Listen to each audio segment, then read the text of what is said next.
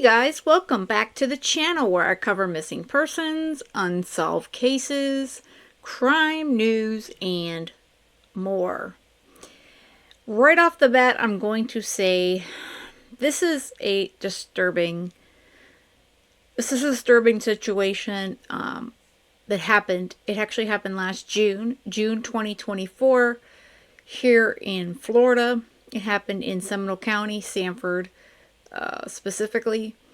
And the Sanford Police Chief, Cecil Smith, just held a press conference today on this inaction, really, by his officers.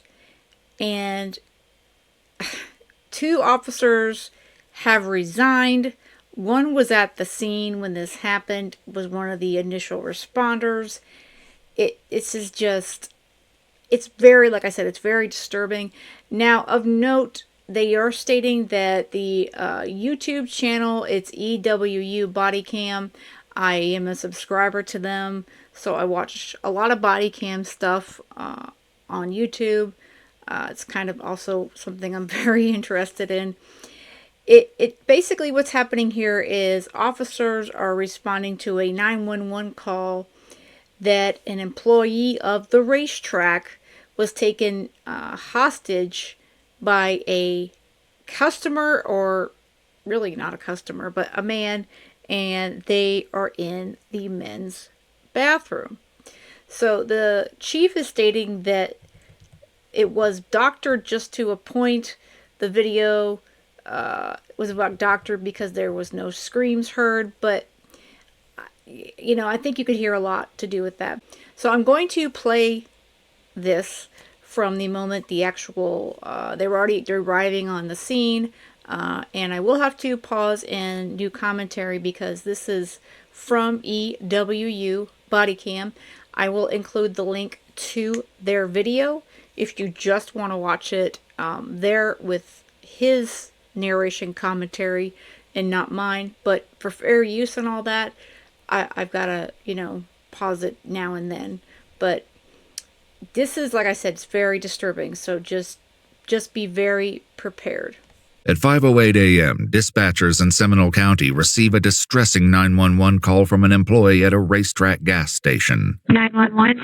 My coworker, my shift manager, has been locked in the men's bathroom with another man who's not letting her out. Okay, hold on. You said your coworker's locked in the bathroom? Did he put his hands on her? Hello? He's got a knife. Okay. He cut her neck. Within minutes, an officer arrives at the scene, where a customer who witnessed the attack shares horrifying details. Get that quick, man. He done spit her damn neck. Who what? Damn. Come on, you get each other. Come on, keep on, get your face out and all that. For real, sir. In the last bathroom to the left. Is there anybody else inside? There's two ladies in there, but he got her down right now. Yo, wait. Who else is inside? It's just me and my assistant manager and Where the they at? guy in the men's bathroom. Where's your assistant manager? She's in the bathroom. With him? She was in here. Sir! And he's got a knife. Her neck. Sir, he has her get down, get there. Okay. I'm... I understand what's the address on that? I believe it. 3760 Orlando Drive. The last bathroom to the left. I hope he's doing it.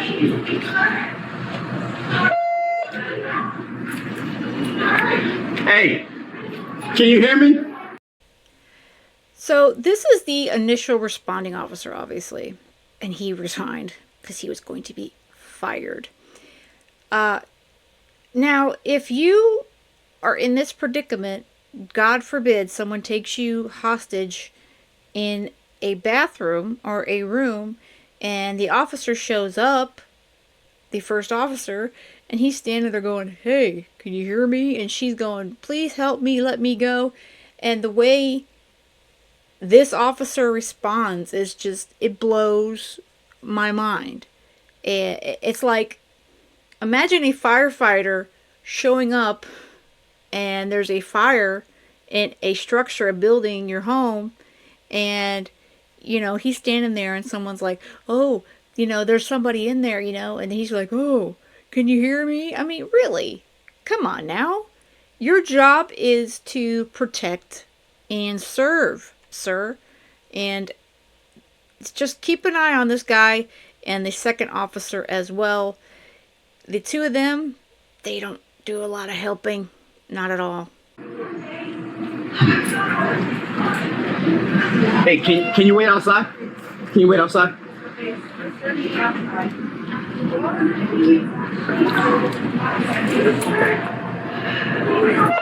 While the woman continues pleading for help, backup arrives. The officers must act decisively as a life hangs in the balance. It's in that door on the left, but hallway's narrow, bro.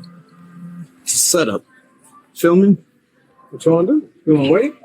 I mean, I say we wait for more units. I mean, is there another way to get to that door? Now you have two officers. The initial officer's like, well, could be a setup. Yeah, it could be a setup. The hallway is really narrow, so I think we should just wait for more units. Your job is to protect this woman. She is asking for help. A man with a knife took this employee in that bathroom. Not only did her coworker tell you that, a customer was telling you her life is in danger. And they're debating on whether the two of them are enough to go in there and help this poor woman.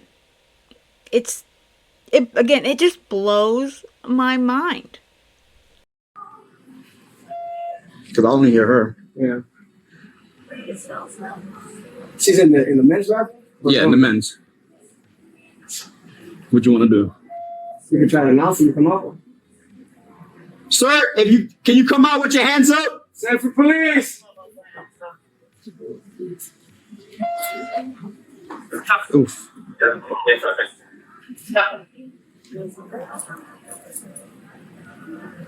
Sanford police!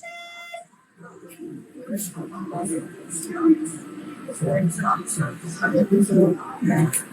said there's somebody in the audience. I only hear her. I don't hear anybody else. By now, the woman has been trapped with her alleged attacker for more than 5 agonizing minutes. Additional reinforcements arrive at the scene, but confusion only continues to stall rescue attempts. Is he in there by himself or still with her? He's in there with her. Is she screaming for help? She's crying. What's the key? Is that the manager outside? Hey, where's the key? Where's the key for the bathroom? Huh? I have no idea. We don't know where the key for the bathroom is. I need you to help me find it. Listen, sir. Yeah. I went in there. There should be a lock. All right. Okay. So what did you say? That leaf outside that's right next to the bathroom. All right, she's screaming. Go in. I know. Now you've got more officers. Do you have a key for the bathroom? Because God forbid you try the door. Come on now. And then you're having this employee come inside the situation where you chased her outside, and the customer's like, it was open, I went in there. Bust down the door. And of course they even find out it's not locked. That's what makes things even crazier. Go in. What are we waiting for? Women's or men's? Men's. Bro, you have to fuck on saying. Go ahead. Sanford Police Department, come out now! Sanford Police Department, drop the knife! Drop the knife! Drop the knife! Get on the ground! Get on the ground! Get on the ground! Give me a sec. Get on your stomach! Get on your stomach!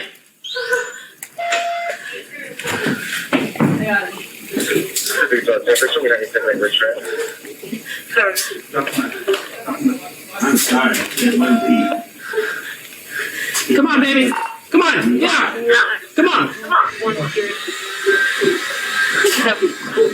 31-year-old Sarah Flavin is quickly ushered to safety. The suspected attacker would later be identified as 62-year-old Randall Lee Lawton. Outside, officers learn the horrific extent of Sarah's injuries.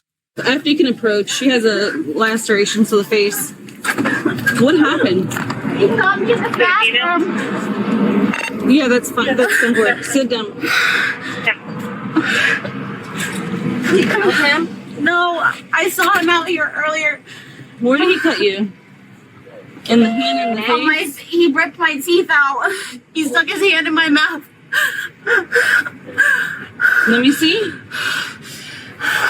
And you don't know him? No, I don't know him at all. Meanwhile, searching Randall for additional weapons poses a challenge. Document everything that comes out of his pockets. It's gonna be one tissue wide, second tissue wide, another knife. What pocket? What pocket? Right pocket, right? Right pocket. And make sure it's secure. Don't, come on. Just stay. Hey, chill out. We're not going anywhere. Hey, if you move, tase him. Hey, grab his arms and drag his out here. Come on, open the door. Somebody check your his legs. Now they're showing force. After they've handcuffed him and got him on the floor and they handcuffed him. What a fail. A massive fail for Sanford Police Department. Yes, they deserve the criticism for this one. Thank God. Thank God the woman was okay. And as you see, when they finally checked the door, which was open, it was unlocked, she's laying over the toilet and he's cutting her, taking out her teeth. What the hell were they waiting for? Yeah, this when I initially saw this, it blew my mind and it upset me. It really did. It truly upset me, and I feel for this woman, and I have to wonder if she still works for Racetrac after all this. Now I want to play a bit of the press conference that was held by the chief this morning, this is May 22nd, 2025, excuse me. And he's going to explain some things and go over some things. And of course, he's going to play some of the pieces as well. I just want to say thank you all for being here this morning. The goal this morning is to review the findings from the incident that took place at the Racetrac on South Orlando back in June of last year. It's important to provide as much information as far as clarity of the circumstances that took place and review the actions of our officers. So on June 1st of last year at the Racetrac at 3760 Orlando Drive, 5:08 in the morning, our officers responded to a disturbance call. It was a 911 call regarding an employee who was locked in the bathroom with a homeless male. Officers arrived on scene during the call. Officers entered the bathroom of the gas station, took the individual into custody. The victim sustained severe lacerations to her neck and her mouth. On March 2nd of this year, a video was circulated on YouTube with clips from the body cam of this incident. The body cam was released via a public records request. There are 18 videos, approximately 7 hours and 23 minutes. There were some concerning issues with regards to the response to the two officers, or the two primary officers who responded to this incident. So what we're going to show you is just a portion of this video. And it's probably the biggest part of the video where you will see that there is a floating, looks like a wolf head or wolf design that's in the background of this video. What that will give you is a good idea that this video was doctored and that the 911 call that was received through dispatch was not relayed to the officers. And what many people have a misconception of is that when someone calls 911 or you call a non-emergency number, you're automatically going to hear everything that the dispatcher and or the call taker is going to get. That's not what happened. So we'll go ahead and play a video. Again, if you look at the video, you'll see a little wolf thing right there. And then you'll see like a wolf design in the back. That was transposed by the individual who posted the video. Okay, I get what the chief is saying. Obviously, this is EWU's channel. He has a watermark. He has another floating wolf for his logo. Okay, that's on every single one of his videos. Doctored, well, he edits them. He does narration. The chief is stating that they're more doctored than that, but I digress. But my question is, so the officers were not, I didn't say they heard the call. My question is, were they not provided the information on the call? Obviously, they're not going to hear the call, but what did the 911 operator relay to the officers about the call? That's my question, because if she's saying that another employee was taken hostage in the bathroom with a guy with a knife, that should have been something that they were aware of. My coworker, my shift manager, has been locked in the men's bathroom with another man who's not letting her out. Okay, hold on. You said your coworker's locked in the bathroom?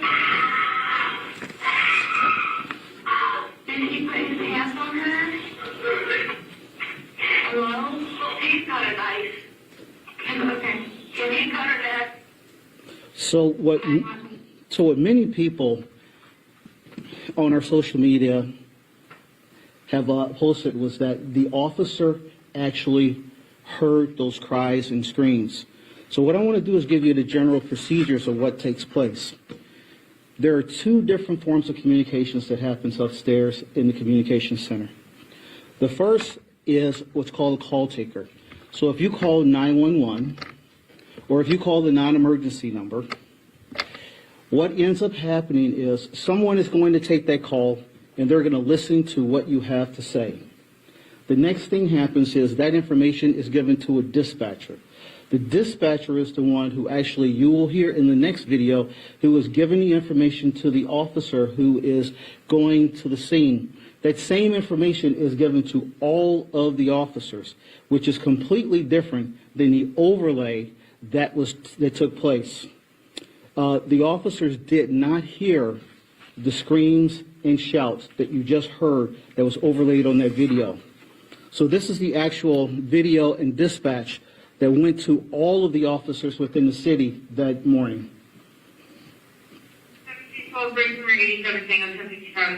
You may hear me speak over so I can give you ideas of what's taking place. 3760 Orlando Drive, 56 is completed. Their coworkers locked in the bathroom with a male, and they're screaming her in the bathroom. The dispatcher doesn't hear it either. The only person who hears that screaming is the call taker.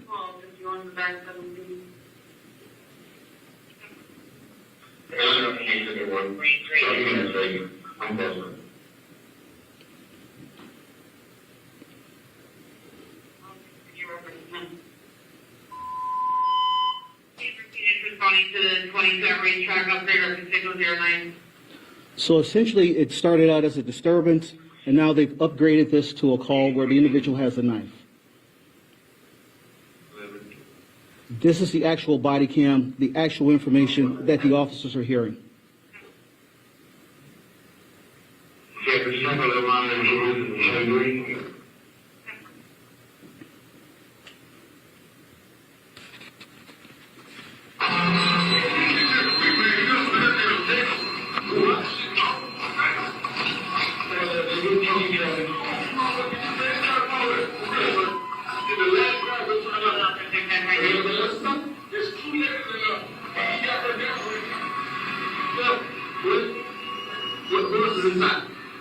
It's just me and my assistant manager, and I'm in the bathroom.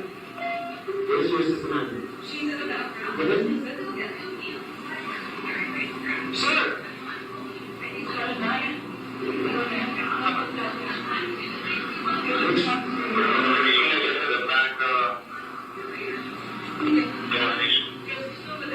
What's wrong? To the door inside the store. Apparently the subject is inside with the assistant manager.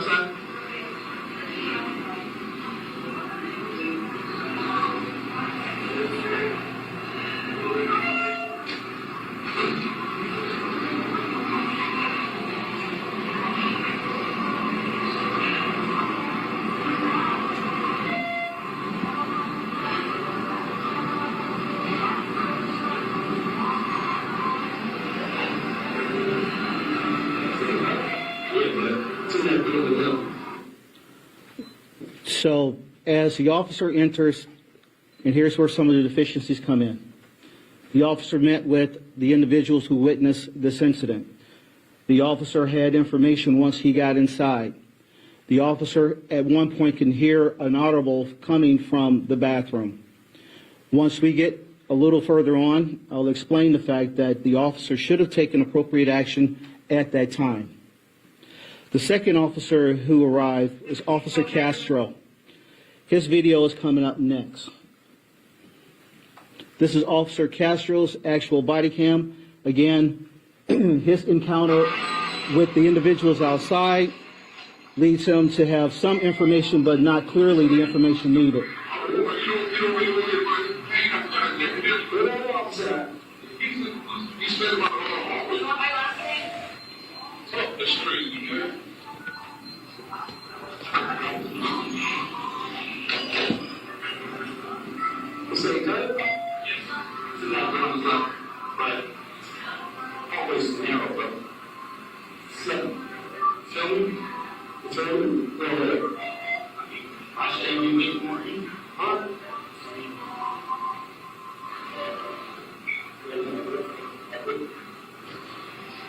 So during the course of this time, you hear Officer Castro ask, "What do you want to do?"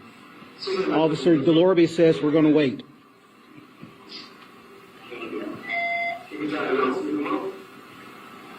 Sir, can you come on with your hands up? Sanford police!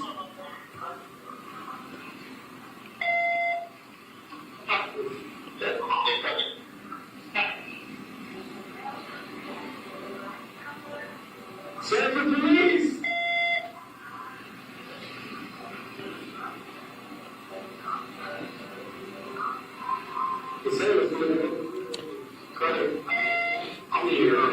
In a few seconds, you'll hear the third and fourth officer who will arrive on scene.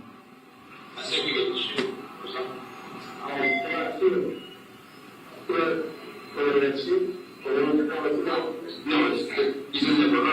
Officer Delorbe is now speaking with Officer Morales. Yeah, this is second on the road. Yeah.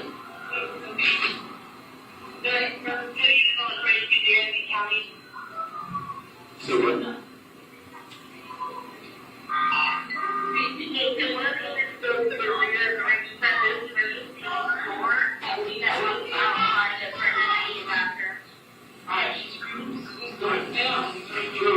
In a moment, you'll see Officer Byrd, who will arrive and moves toward the door, where effectively he goes in.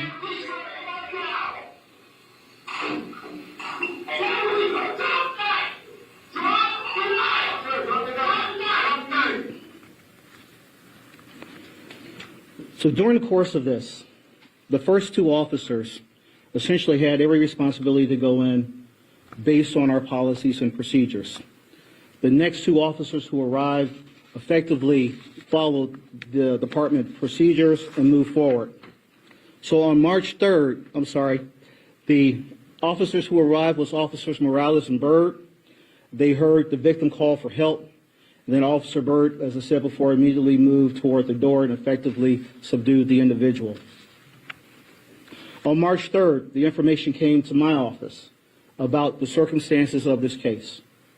Officer Delorbe and Officer Castro were placed on administrative leave immediately and was taken out of service on March 10th. Additionally, the supervisors in that chain of command were also fully involved in this internal affairs investigation. The findings of the case. The first officer who arrived was Dominic Delorbe. He was the first officer there. He was dispatched at 5:09 and arrived at 5:10. The second officer, my notes are all out of order. I was coming down the stairs and my papers went all over the place. So in the call on this body cam, you could hear the employee is locked in the bathroom. They upgraded it to a 00, indicating that there was a knife that was there. Delorbe was the most veteran officer on the scene initially. He asked to make sure that it wasn't a signal 23, which is talks about a robbery. When he got there, he was informed she had been cut. She was down in the bathroom, and it was on the last door.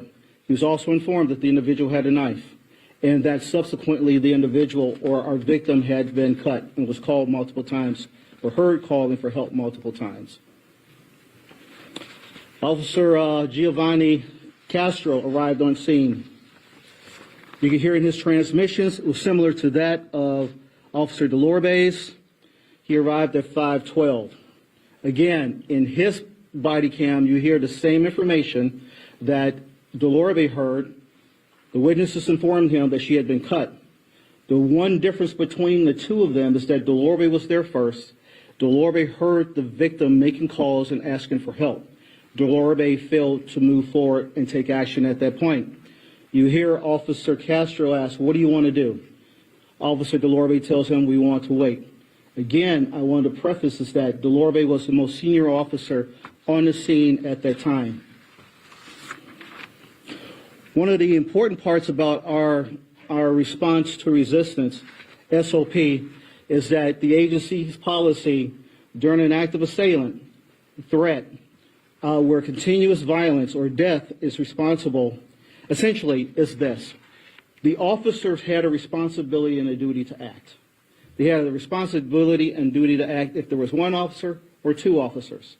He knew that someone had already informed him that a situation had taken place, and it was clearly his responsibility, the first officer, to take action.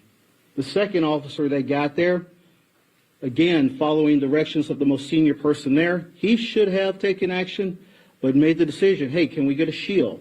Should we wait for additional officers? What are the circumstances that are there? Clearly, the first officer failed to provide the additional information needed for the second officer to move forward.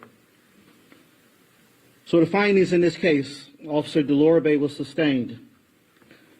He was sustained for failure to respond alone and engage the active assailant and neutralize the threat, where anyone is engaged in an active or ongoing act of violence toward another, and there is risk of serious bodily harm or death. During the course of my termination of Officer Delorbe for his failure to act, he presented a letter of resignation, which I accepted. Officer Castro, being a probationary officer, knew junior officer that was there, following the directions of his senior officer, was suspended for 5 days without pay, an extension of his probationary period, and retraining on the active assailant process. And one of the things that I do want to make very clear is, in June of last year and again June of this year, our active assailant training has been redone. Every officer has gone through the active assailant training, and they will go through a second phase of their training next month in June. Additional findings: the supervisors who failed to follow rules and regulations 300-6 for properly notifying the chain of command was sustained.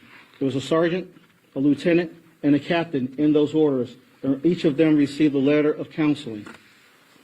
Additionally, in one of the other body cams, and as we indicated before, there were 18 body cams in 7 hours and 23 minutes of actual films.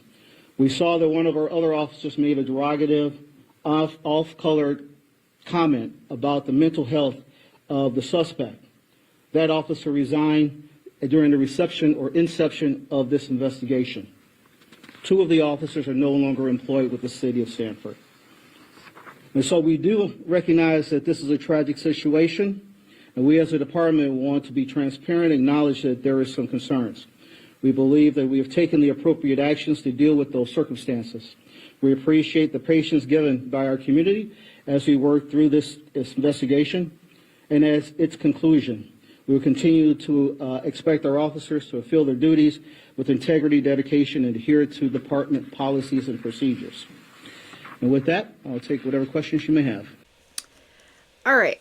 So he explained their policies, their procedures, and obviously the first officer, like we said from the get-go, he was going to be fired, terminated, and he gave his resignation letter, and that was accepted, I'm sure, quickly, because he knew he screwed up massively.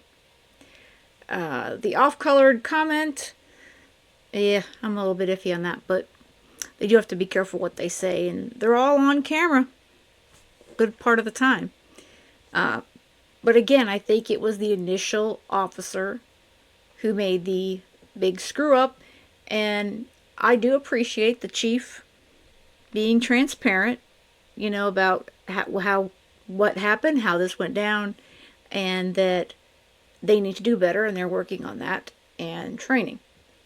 So hopefully this is something that we will never see again from Sanford, let alone any other department. Because again, if God forbid, I was the one being held hostage in a bathroom in a convenience store, and I found out that the officers are out there were questioning whether they should go in, I would be like, really? Again, thank God it all ended up, okay. The woman was seriously hurt, but she survived, and it all ended up really okay, except for, obviously it looks bad for Sanford, and a couple cops no longer are officers for the Sanford Police Department.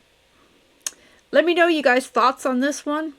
Again, I do remember seeing this back in March when EWU released it, and I know it was probably one of the more shocking body cams that I've watched. And like I said, I watch a lot of these body cam channels, and and as well as the court stuff, but it's always something that I like to watch when I have some time.